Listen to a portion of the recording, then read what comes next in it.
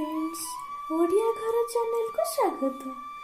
Friends, मान्यता अनुसार धन्वंतरी किंवा दीपावली दिन माता लक्ष्मी को नियमित भाव में पूजा करा जाए। जदि संतुष्ट करा जाए पारे तेबे वर्ष सारा घरे धन संपत्तिर कौनसी अभाव रहे नहीं।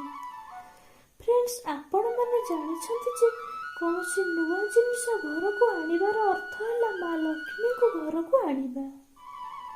एही दीपावली दिन एमिति किछि जिनिस अछि जहाको घर को आनिबा द्वारा माता लक्ष्मी गृह को प्रवेश होइथाय।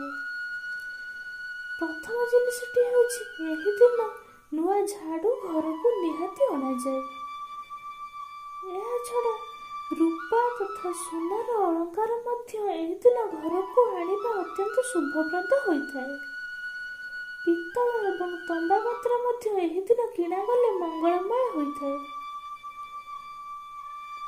पात्रे खाली पात्र न आनी एही पात्रे किछि चाउल धान किंबा धनियार दाना आनिबा द्वारा अत्यंत शुभप्रद होइथाय। एही पात्रे किछि मिष्टान्न भरी मध्य आनिबा द्वारा अत्यंत शुभप्रद होइथाय। जदि आपण धान चाउल किंबा धनियार दाना पात्र भरी आणुछंती तेबे माता लक्ष्मी यह सहित आपणक घरे प्रवेश करिथांती।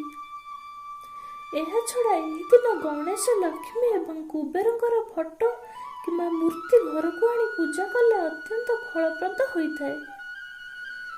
शुद्ध स्फटिकर माला को जदि पाती तेबे एही दिन निहाती घर को नहीं आसंतु, कारण स्फटिक माला को माता लक्ष्मी रूप माना जाए।